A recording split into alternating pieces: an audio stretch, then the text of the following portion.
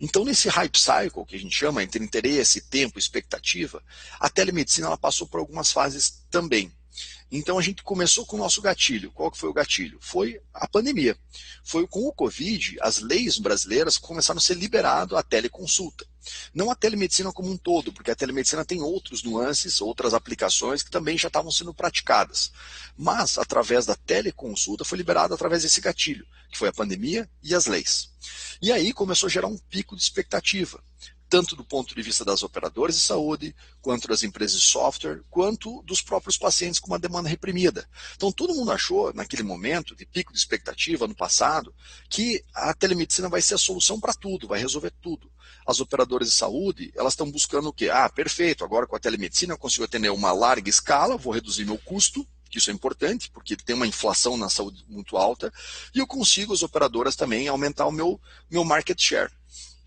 Isso foi um pico de expectativa do ano passado.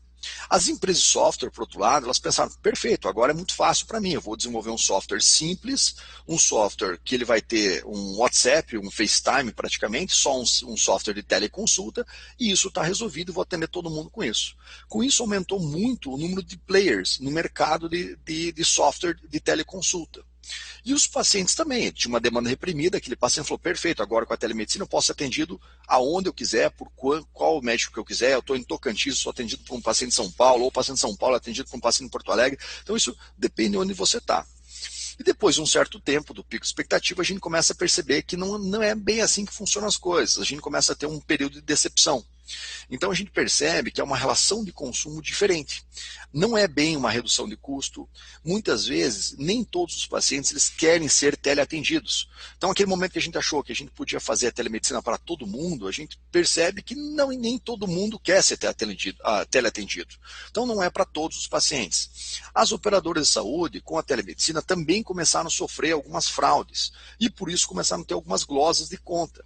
Então, aquele paciente que ele pagava um plano de teleconsulta, ele põe o primo para ser atendido, e não ele mesmo.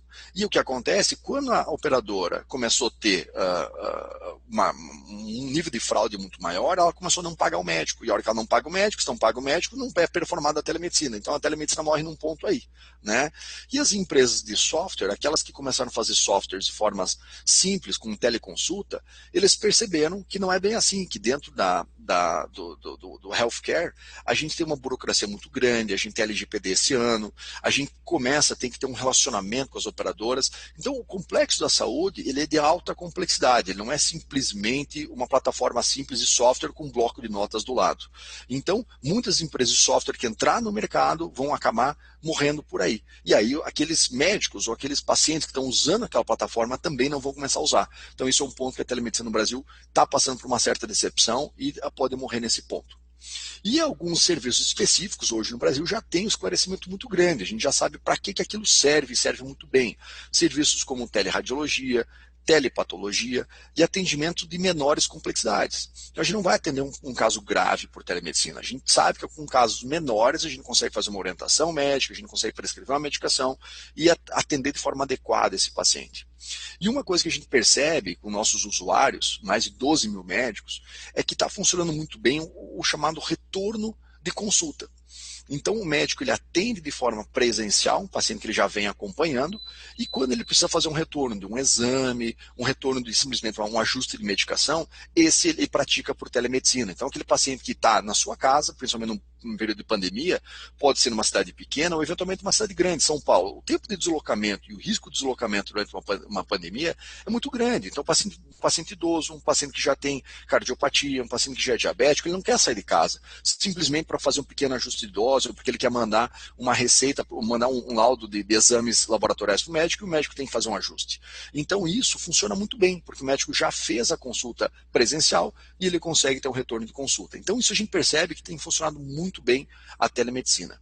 E no futuro, com um pico de sabedoria, a gente vai começar a fazer uma integração, então, com monitores individuais de saúde, com Big Data, e para poder gerar uma previsibilidade, que é o que a gente quer lá adiante.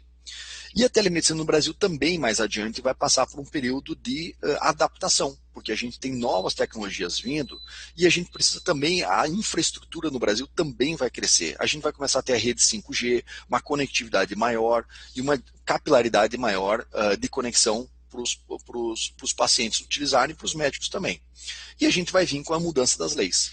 Então, o que acontece? O que o CFM colocou como regra, ou a normatização, as leis atuais que são para a pandemia, no período pós-pandemia a gente vai ter alguns ajustes. Então, a telemedicina também vai ter que se adaptar para isso.